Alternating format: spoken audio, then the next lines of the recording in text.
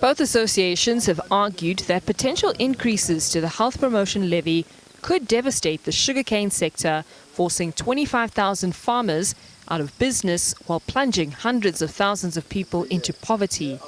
Our Finance Minister Enoch Godongwana granted a 2-year reprieve on sugar tax increases in 2023 to allow for industry diversification. The organizations are pleading for more time. Hence, we are talking now about sugarcane-based industry. We are looking at one of the sustainable aviation fuels is one of those commodities that has been identified. The 2 years has not given us sufficient time to do research. Hence, we asking for more time.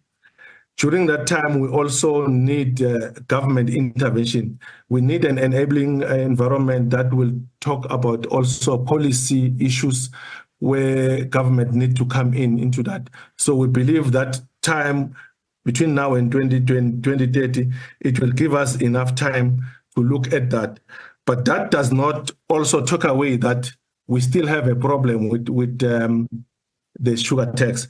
The industry leaders argue that since its introduction in 2018, the sugar tax has not achieved its health-related goals, such as reducing obesity and diabetes. They've emphasized the importance of policy alignment to ensure the success of the master plan's diversification goals by 2030. We believe our government at the moment understands the country's cry of job of unemployment as we speak. It's at its highest. We believe sense will prevail, but if that does not happen, we will make our plea heard. I mean, like I'm saying, if SAFDA was recognized before the tax was implemented, we would have marched the streets. I'm not threatening on this. I'm just saying it's our livelihoods that are being impacted here. We cannot sit and fold our arms.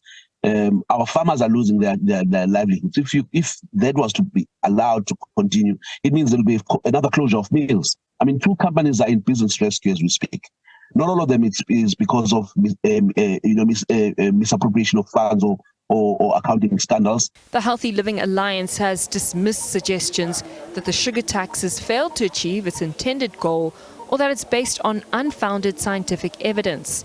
It says from now until the midterm budget speech, it will continue raising awareness around the sugar tax. One of the things we have been doing and will continue to do is to continue raising awareness amongst the population, but also engage the policymakers.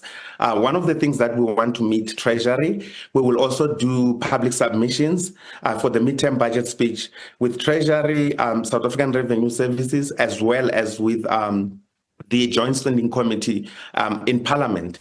The National Treasury says revenue generated from the sugar tax has been declining over the years. In the first year of implementation, which is 2018-2019 financial year, the levy raised about 3.2 billion, but the following year, 2019-20 financial year, it reduced to 2.5 billion, and 2020 to 2021, it was 2.1 billion. So from the high of 3.2 billion in the first year, we saw a reduction in the revenue in the subsequent years. And I think that talks to the efficacy of the levy in terms of what it was intended to do, in terms of encouraging reformulation of the products, in terms of reduction of sugar in the products, and also talking to the issue around reduction in consumption of those sugary beverages. The sugar industry is in dire straits, and its survival depends on the ability to diversify before everything is lost. Nosipho Radebe, SABC News, Johannesburg.